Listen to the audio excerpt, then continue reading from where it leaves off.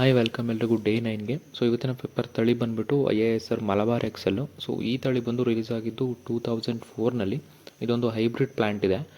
Hybrid plant ಅಂದರೆ ಪಣಿಯೂರ್ 1 ಮತ್ತು ಚೋಲಾಮುಂಡಿನ cross ಮಾಡಿ ತೆಗೆದಿರೋಂಥ ಬಳ್ಳಿನೇ ಇದು IASR ಮಲಬಾರ್ ಎಕ್ಸೆಲ್ಲು. ಸೊ ಈ ತಳಿ ಸ್ಪೆಷಾಲಿಟಿ ಬಂದು ನಿಮಗೆ ಹೈ ಆಲ್ಟಿಟ್ಯೂಡಲ್ಲಿ ನಿಮಗೆ ಸೂಟ್ ಆಗುವಂಥದ್ದು. ಅಂದರೆ ನಾರ್ಮಲ್ ಪ್ಲೇಸಲ್ಲಿ ಎಲ್ಲಿ ಮಾಮೂಲಿ ತಳಿಯಲ್ಲಿ ಕಾಳುಗಟ್ಟಲ್ವೋ ಸೊ ಅಂಥ ಜಾಗದಲ್ಲಿ ಈ ತಳಿ ಕಾಳುಗಟ್ಟಿದೆ. ಹೈ ಆಲ್ಟಿಟ್ಯೂಡ್ ಮತ್ತು ಮಿಸ್ಟ್ ಬೀಳುವಂಥ ಜಾಗದಲ್ಲಿ ನಿಮಗೆ ಈ ತಳಿ ಕಾಳುಗಟ್ಟುವಂಥದ್ದು. ಸೊ ಇದು ಪಾರ್ಷಿಯಲ್ ಸೆಟ್ಟಿಂಗ್ ಇದೆ, ಅಂತ 70% ಮಾತ್ರ ಸೆಟ್ ಆಗುವಂಥದ್ದು.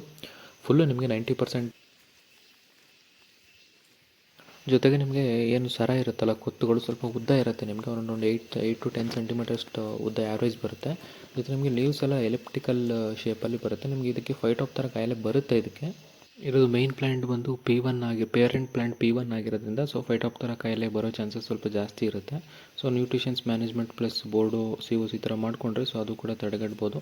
ಬಟ್ ನಿಮಗೆ ಹೆವಿ ಫಸಲು ಕುಯ್ತೀರ ಅಂದರೆ ಬೀಳು ಸ್ವಲ್ಪ ಕಷ್ಟ. ಇದು ಪಾರ್ಷಿಯಲ್ ಸೆಟ್ಟಿಂಗ್ ಇರೋದ್ರಿಂದ ನಿಮ್ಗೆ ಅರೌಂಡ್ ಒಂದು ಕೊತ್ತಲ್ಲಿ 90% 99% ಬರೋ ಜಾಗದಲ್ಲಿ ನಿಮ್ಗೊಂದು 70% ಕಾಳುಗಳು ಇದರಲ್ಲಿ ಸೆಟ್ ಆಗುತ್ತೆ.